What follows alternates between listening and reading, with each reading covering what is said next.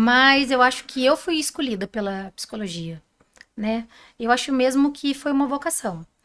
Como eu falei pra vocês, né, antes da gente começar aqui, eu falei, eu venho de uma família muito simples, né? Poucas pessoas da minha família estudaram, né? Das minhas tias, minha avó teve 13 filhos, poucos Vixe. estudaram, né? E dos netos também, só aquelas tias que tinham um pouco mais de condição, mas assim, vamos por aí, 4 primos. Uhum. Fora esses, ninguém mais estudou, né? Fazer uma faculdade.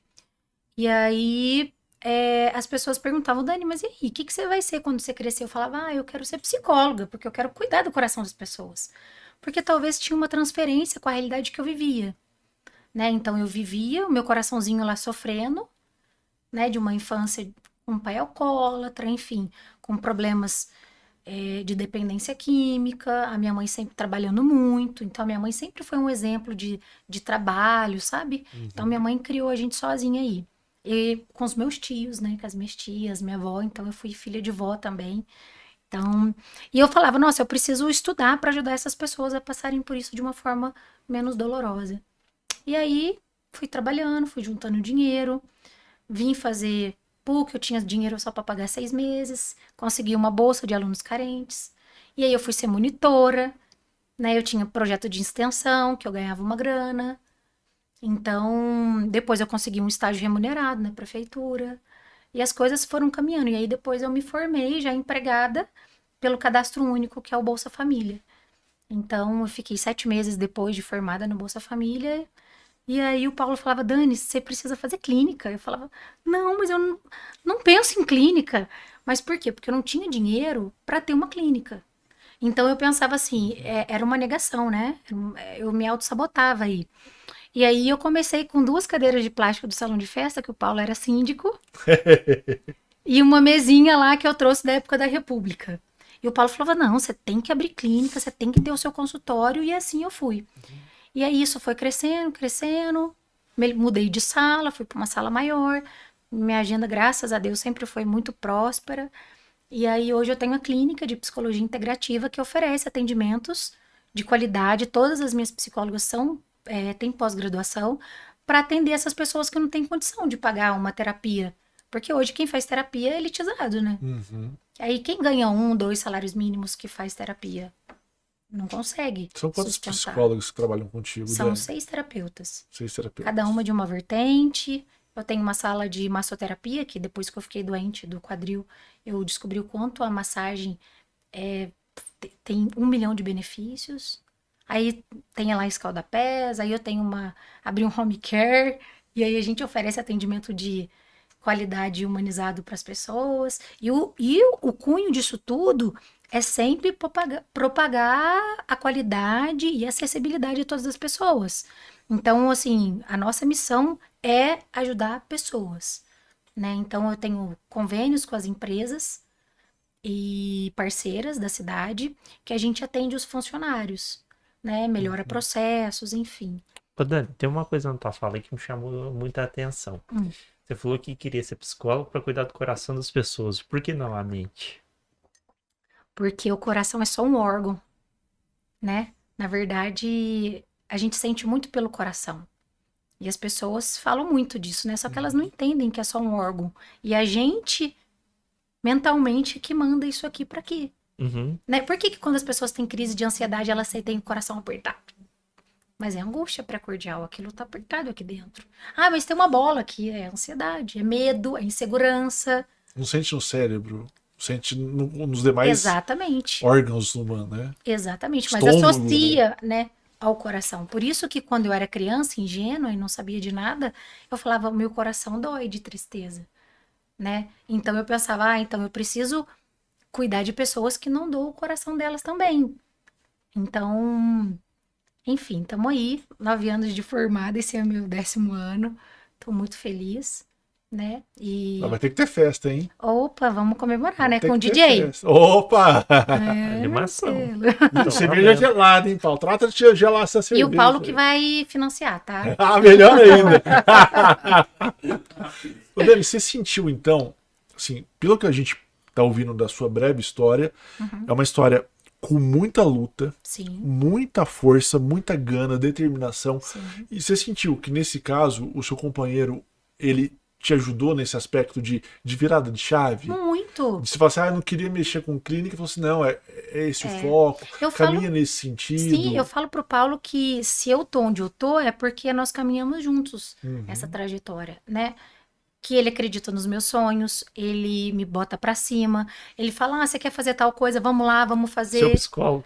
Ele não é meu psicólogo, mas ele é meu amigo, entendeu? Aham. Ele me ouve, ele tem paciência, às vezes me dá umas broncas. Mas eu tenho meu psicólogo, um beijo pra você, que cuida de mim, né? Eu também tenho um psiquiatra, que é, É que assim, todo psicólogo fundamental. Vocês tem precisam que fazer esse ter, né? acompanhamento, né? Precisamos. Acho que é E até obrigatório, não é? mesmo, não, Não? não é.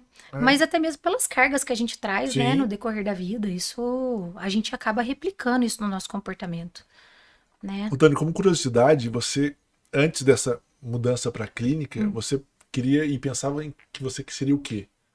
Você queria tipo prestar um concurso ou trabalhar no Nada. hospital? Sim, eu sempre tive esse cunho assistencialista. Então, meus estágios eram todos assim, na área da saúde, trabalhei na hemodiálise da Santa Casa, eu fiz estágio no CRAS, eu fui trabalhar, eu fiz Estágio também? um projeto de extensão em ecoterapia, e eu fazia grupo com as mães, e por fim meu grupo foi super bombado lá, e eu ganhei lá um valor que me ajudava. Então, eu sempre tive isso. Ia nas escolas, no horário de recreio, fazer atividades com as crianças. Mas eu fiz um estágio só clínico, que foi com um paciente que tinha amputado a perna e ele tinha dor no dedo do pé amputado. Nossa. Sim, e ele sofria, era um sofrimento legítimo, era uma dor real. Porque o cérebro não entendeu que aquele membro foi cortado. Então, onde lesou, ficou uma dor neuropática, né? E tinha mais medo, Que é mais aquele negócio do membro insegurança. fantasma? Exatamente. Eu tava tentando lembrar isso. Eu É, vi no Grey's Anatomy esses dias. mas é real, existe. E, enfim, eu atendi só ele. Depois só parte social, de grupo. E da parte de clínica, o que que você mais gosta? Ou da linha de psicologia? Ah, boa. Eu acho que eu gosto muito da comportamental cognitiva, porque ela é bem reflexiva no sentido de entender eu penso, eu sinto, eu ajo, e Uhum. como esse mecanismo que gera Sim. em mim, Certo. né? E também ela te dá respostas mais pontuais. Porque, por exemplo, se a gente pegar a psicanálise, é uma terapia que demanda mais tempo. Mais tempo, é mais reflexivo, né? É uma terapia de alto custo, vou falar real, assim, os melhores psicanalistas aí cobram um absurdo, né? Os tradicionais. Uhum. E é uma terapia que não é dissociação livre. Então você vai deitar lá e ele vai falar: "E aí, o que temos para hoje?" Se uma pessoa tem confusão mental, ela vai ficar, Temos confusão mental hoje. entendeu? Quais são as suas alucinações? Enfim, vai resgatar isso. A comportamental vai fazer você olhar para você, tá? Mas por que você tá com confusão mental? Entendi. Por que tá gerando isso em você? E a fenomenologia existencial humanista também traz essa reflexão, né? De suspender os julgamentos. Ó, vamos suspender? Imagina se nada disso houvesse. O que você sentiria dentro dessa neutralidade? Porque muitas vezes não, né? A gente tem uma, um julgamento muito grande sobre as coisas, sobre as pessoas, Sobre nós mesmos. sobre nós mesmos, as grandes exigências. Então eu sigo. Então, pelo que você falou, a cognitivo comportamental é uma espécie de espelho. Porque você falou que Não, volta para você mesmo, é porque tudo. você para pra pensar, né, meu? Mas eu acho que o psicólogo ele dá uma pontada, né? Sim, olha Fala, ó, esse isso. comportamento. Por que tá gerando esse comportamento? Porque você tá pensando X. Por que você tá pensando X? Isso vem da existencial.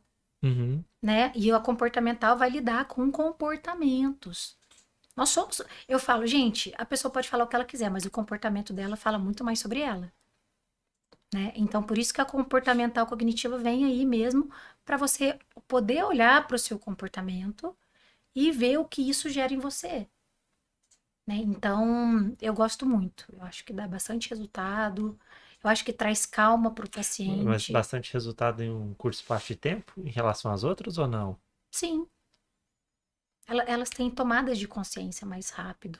Mas isso depende de cada um. Eu tenho paciente que está comigo há muito tempo, tem paciente que entrou agora e já tem uma melhora. Aham. Eu acho que são questões intrínsecas do indivíduo. A comportar cognitiva vai ser bom para você, mas não vai ser para o Marcelo. Talvez ele precisa lá do processo de psicanálise para olhar mais para os impulsos do inconsciente dele. E Certo. trabalhar essa dissociação livre. Entendeu? Entendi. E Agora eu isso é só entendi. tentando, só praticando, só indo ao Experienciando. Uma É. sessão só dá pra descobrir a linha que ele vai precisar, por exemplo, igual esse exemplo que você deu, o Marcelo, por exemplo, precisaria de psicanálise e eu fico na Comportamental cognitiva? Sim. É. Em uma sessão eu Em já uma consigo sessão você perceber. consegue descobrir? Depende. Eu falo eu, né? Não você, talvez, mas eu, Marcelo. Putz, eu não gostei Então, muito mas de tem uma pessoas sessão. que chegam lá na clínica e falam, nossa, eu já fiz 2 anos de X prática e não me ajudou. Uhum. Eu Agora, acho com que uma sessão é pouco. 1 mês de tal, já tá mais claro. Uhum. Né? Não tô puxando uma sardinha pra mim, não. Mas, né, já puxando. Mas eu acho que uma sessão também é pouco até pra própria Muito. pessoa. Não. Porque ela vai lá, também tá cheia de travas ainda. Ah, não gostou? É que, na verdade, as pessoas têm dificuldade de se ouvirem, entendeu? Então, muitas vezes, eu até postei nos stories lá, as 5 coisas que você fala no seu ambiente, mais fala no seu ambiente de trabalho. Eu falo para as pessoas, eu falo, você tá se ouvindo? Repete aqui, eu faço Nossa, assim. no meu é Marcelo. Se ouça, entendeu? Você tá ouvindo o que você tá falando? O que você quer com isso? Porque às vezes as pessoas não param para se ouvir, para se acolher, para aceitar suas limitações. Como eu falei, nós somos dual, né? Tem o bom e tem o ruim. Tem as minhas potencialidades, mas também tem as minhas limitações. Então, como lidar com isso para ficar de uma forma mais harmoniosa? Eu falo, as pessoas não têm defeitos, elas têm limitações. Aí tá aí, livre-arbítrio. O que você vai querer? Você vai querer desenvolver ou não? Escolha. Tomada de decisão. Uhum. Ah, tá. Então eu quero fazer. Então tá. E aí tem pessoas que falam, eu fui na fulana, na ciclana, no Bertrano, mas Dani, eu mesma tenho muita dificuldade. Então De eu já... se aceitar, você fala? Não, de procurar um terapeuta. Entendi. Né? Eu tive uma desde do final da faculdade, e aí eu fui e voltei com ela mesmo, hoje eu sigo com ela. E aí, um beijo pra Júnia, minha psicóloga, ela é uma querida, eu preciso voltar, né, Júnia? Depois, essas semanas aí, faz 1 mês que eu não vou, depois que eu operei. Enfim, e as pessoas precisam aceitar, reconhecer as limitações para buscar ajuda. Mas, assim, Dani, eu percebo que às vezes as pessoas até percebem que elas são limitadas em algumas coisas. Então, por exemplo, eu sei que eu enrolo demais, eu sei. Ou tem gente que também se julga negativamente demais. Ah, não, mas é meu jeito. Eu sou burro, é meu jeito, eu sou preguiçoso, eu sou lento, eu sou lerdo. Mas por que você é lento? Né? Entende? Aham. Tá, mas é assim por quê? Isso Mas a pessoa, em tese, ela se aceita assim, né? Mas é que, na verdade, ela tem ganhos secundários. Como assim? Ah, por exemplo, ser vítima, meu marido faz tudo que eu quero. Se eu sou lerdo, alguém faz por mim. Exatamente. Não, Ou se eu falo lerdo porque procrastino, você escuta, né? Mas aí tem casos patológicos, que são de TDAH, que tem uma real dificuldade de fazer processos, de seguir uma rotina, de cuidar da própria casa, e que sofrem absurdamente. exatamente. É um sofrimento, como eu falo, legítimo. Eu falo que sofrimento é sofrimento, seja qual for. Tem gente que sofre porque não tem um iPhone, o outro sofre porque não tem um prato de comida, o outro sofre porque não foi promovido, e o sofrimento é o mesmo. Porque é dor no coração, né? A angústia fica aqui, é igual. Né? Então, quando fala, mas o seu sofrimento não é nada. Porque eu tô ralando lá XYZ, tô com câncer, mas... Você sofrendo por não ter um iPhone? Sim, tem pessoas que sofrem. Vai lá pegar uma família que ganha um salário mínimo. Sim. Elas querem se sentir parte de. É o sonho. Sim. E vamos falar de sonho, a gente vai mexer lá no fundo do âmago da pessoa, né?